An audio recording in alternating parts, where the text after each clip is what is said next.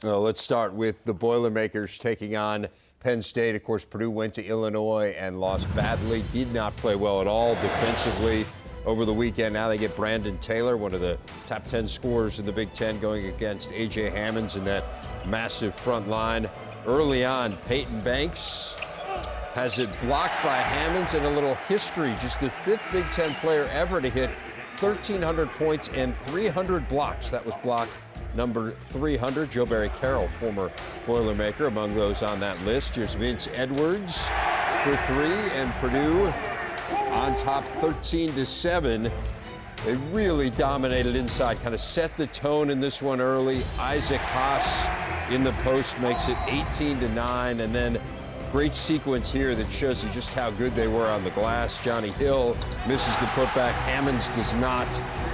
25-13 Purdue. Hammonds 13-7 in this one. Then it's Edwards in transition for three. Edwards finishing with 19 as Purdue hit 8 of 21 behind the arc, up 13 at that point.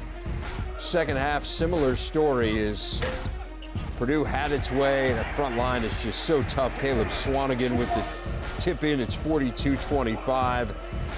And then Swanigan with the steal. Dakota Mathias finishes with the three. One of two threes for Mathias. It's 54-34. And then it's Edwards, a finishing touch out of the corner. Purdue led it by 22 at that point. They got the lead up to as much as 24 before ending up winning it by 17. 74-57 the final, as Purdue wins for the 17th time in its last 18 at home. 9 straight home wins against the Nittany Lions. That is their longest active streak against any Big Ten opponent. Afterwards, head coach Matt Painter with our John Crispin. Coach, tough one against Illinois this past weekend. How important was it to get a good comeback victory against a very capable Penn State team? Well, I thought, we played better defense tonight, and I thought our guys were locked in. And fortunate, Brandon Taylor had a good game, but got into some foul trouble, and that really helped us. I thought we did a good job on Shep Garner. I thought we rebounded the ball well. We struggled from the free throw line. We could have got a little more separation in the first half, but we didn't knock them down. But I was proud of our guys. You're one of the best defensive teams in the country. What is it about this team that's so good defensively? Is it really just the presence of bigs down low?